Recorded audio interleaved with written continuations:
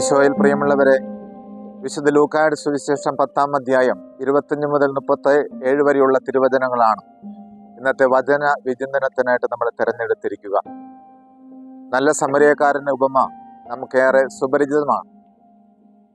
നല്ല സമരിയക്കാരൻ മുറിവേറ്റ് കിടന്ന മനുഷ്യൻ്റെ അടുത്ത് ചെന്ന് അവൻ്റെ മുറിവുകൾ വെച്ചുകെട്ടി അവനെ സത്രത്തിൽ കൊണ്ടുപോയി പരിചരിച്ച് അവനെ ശുശ്രൂഷിക്കുന്ന കർത്താവിൻ്റെ മനസ്സിൽ ഇടം തേടിയ ഒരു വ്യക്തിത്വമായിട്ട് ഉയർന്നു നിൽക്കുകയാണ്. ഈ സുവിശേഷം ധ്യാനിക്കുമ്പോൾ ഈ സുവിശേഷം നൽകുന്ന മനോഹരമായ ചിന്ത നമ്മുടെയും അനുദിന ജീവിതത്തിൽ കരുണാർദ്രമായ സ്നേഹത്താൽ പ്രേരിതരായി നമ്മൾ മറ്റുള്ളവർക്ക് ചെയ്യുന്ന നന്മ പ്രവർത്തികളാണ് ദൈവത്തിൻ്റെ ഹൃദയത്തിൽ എപ്പോഴും ഇടം പിടിക്കുന്ന കാരണങ്ങളായിട്ട് മാറുക.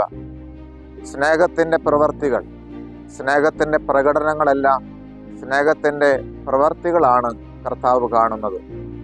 മറ്റുള്ളവരോട് മനസ്സലിയുവാനും അവരോട് കരുണ കാണിക്കുവാനും അവരെ ശുശ്രൂഷിക്കുവാനും അപ്രകാരം ദൈവം നമ്മുടെ അരികിലേക്ക് അയക്കുന്ന മുറിവേറ്റവരെ ശുശ്രൂഷിക്കാനായിട്ട് നമ്മൾ പരിശ്രമിക്കുമ്പോഴാണ് നമ്മളും നല്ല സമരിയക്കാരായിട്ട് മാറുന്നത്.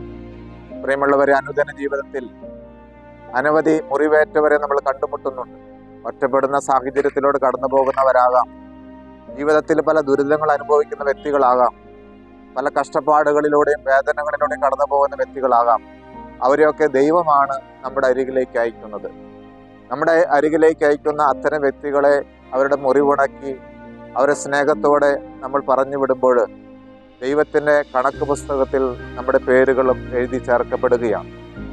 നമുക്കറിയാം, ഈ ഭൂമിയുടെ പുണ്യമെന്ന് പറഞ്ഞ മദർ തെരേസയുടെ ജീവിതം വലിയ സ്നേഹത്തിൻ്റെയും പരസഹായത്തിൻ്റെയും പരസ്നേഹ പ്രവർത്തനങ്ങളുടെയും ഒക്കെ ഏറ്റവും വലിയ മാതൃകയായിട്ട് ഇന്ന് ഭൂമിയിൽ ഓർക്കപ്പെടുന്ന ആ മദർ തെരേസയുടെ ജീവിതം പരിശോധിക്കുമ്പോൾ മദർ തെരേസയെ അതുപോലെയുള്ള ഒരു പുണ്യപ്രവൃത്തിയിലേക്ക് നയിച്ചത് മദർ തെരേസയുടെ അമ്മയാണെന്നുള്ള ഒരു വലിയ വാസ്തവം നമുക്ക് മനസ്സിലാക്കാൻ കഴിയും.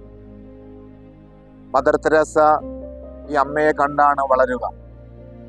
മദർ തെരേസയുടെ അപ്പച്ചൻ നേരത്തെ മരണപ്പെട്ടു പോയി കഴിഞ്ഞപ്പോൾ മദർ തെരേസയുടെ അമ്മയാണ് ഈ മകളെ വളർത്തി ദാരിദ്ര്യത്തിൻ്റെ അവസ്ഥകളിലും കഷ്ടപ്പാടിൻ്റെ അവസ്ഥകളിലും മാറ്റിവെച്ചിട്ടുള്ള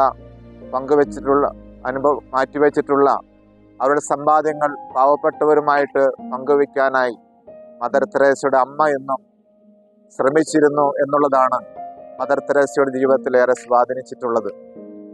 ഒരിക്കൽ മദർ തെരേസ ശ്രദ്ധിച്ചു, മദർ തെരേസയുടെ അമ്മ പലപ്പോഴും ഒരു പൊതി ചോറുമായി തൻ്റെ വീട് വിട്ട് എവിടേക്കൊക്കെ പോകുന്നുണ്ട്. ഒരു അവധി ദിവസം മദർ തെരേസ ഈ അമ്മ എവിടേക്കാണ് പോകുന്നതെന്ന് അന്വേഷിച്ചിറങ്ങുകയാണ്. അപ്പോൾ അപ്രകാരം മദർ തെരേസ കണ്ടെത്തുന്നു, ഈ അമ്മച്ചി ഒരു കുടിലിൽ പോയി അവിടെ ഒരു പാവപ്പെട്ട ഒരു വൃദ്ധയുടെ ആ ഭവനം അടിച്ചു വൃത്തിയാക്കി ആ വൃദ്ധയെ കുളിപ്പിച്ച് അവർക്ക് ഭക്ഷണം വാരി നൽകുന്ന അനുഭവമാണ് കാണാൻ കഴിയുക.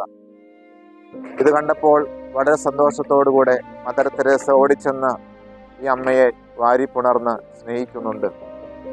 ആ അമ്മ മദർ തെരേസയുടെ മോതാവിൽ ഒരു ചുംബനം കൊടുത്തുകൊണ്ട് പറയുന്നുണ്ട്, പാവപ്പെട്ടവരെ സ്നേഹിക്കുമ്പോൾ നമ്മൾ ദൈവത്തെ തന്നെ സ്നേഹിക്കുന്നത് എന്ന്. പാവപ്പെട്ടവരുടെ കണ്ണുനീരുകൾ ദൈവത്തിൻ്റെ രക്തത്തുള്ളികളാണെന്ന് ആ അമ്മ മദർ തെരേസയെ പറഞ്ഞ് പഠിപ്പിച്ചു.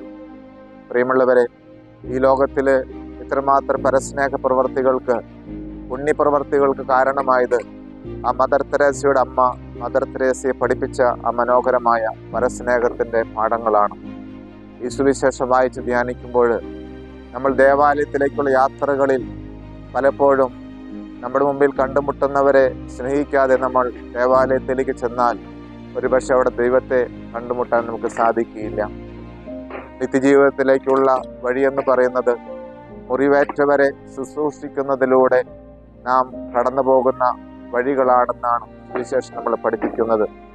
അതുകൊണ്ട് നമ്മുടെ അനുദിന ജീവിതത്തിൽ മുറിവേറ്റവരെ സ്നേഹിച്ചും ശുശ്രൂഷിച്ചും പരസ്നേഹ പ്രവർത്തികളിലൂടെ നിത്യമായ ജീവിതം സ്വന്തമാക്കുവാൻ ഈ സുവിശേഷം നമ്മളെ പഠിപ്പിക്കുന്നു. അതിനുവേണ്ടി നമുക്ക് ആത്മാർത്ഥമായിട്ട് പ്രാർത്ഥിക്കാം. ചെറിയ പരസ്നേഹ പ്രവർത്തികളിലൂടെയും നന്മ പ്രവർത്തികളിലൂടെയും ദൈവം നമ്മുടെ അരികിലേക്ക് അയക്കുന്ന ഓരോ വ്യക്തികളെയും ശുശ്രൂഷിച്ചുകൊണ്ട് ഈ എളിയവരിൽ ഒരുവന് നിങ്ങൾ ഇത് ചെയ്തു കൊടുത്തപ്പോൾ എനിക്ക് തന്നെയാണ് ചെയ്തു തന്നതെന്ന കർത്താവിൻ്റെ വാക്യം ഓർമ്മിച്ചുകൊണ്ട് നമ്മുടെ അനുദിന ജീവിതത്തിൽ കൂടുതൽ പുണ്യപ്രവർത്തികളിലേക്ക് വളരുവാൻ ദൈവം നമ്മളെ ഓരോരുത്തരെയും സമൃദ്ധമായി അനുഗ്രഹിക്കട്ടെ. നമ്മുടെ കർത്താവ് ശംസിയായുടെ കൃപയും പിതാവായ ദൈവത്തിൻ്റെ സ്നേഹവും പരിശുദ്ധാത്മാവിൻ്റെ സഹവാസവും നാം എല്ലാവരോടും കൂടി ഉണ്ടായിരിക്കട്ടെ, ഇപ്പോഴും എപ്പോഴും എന്നേക്കും.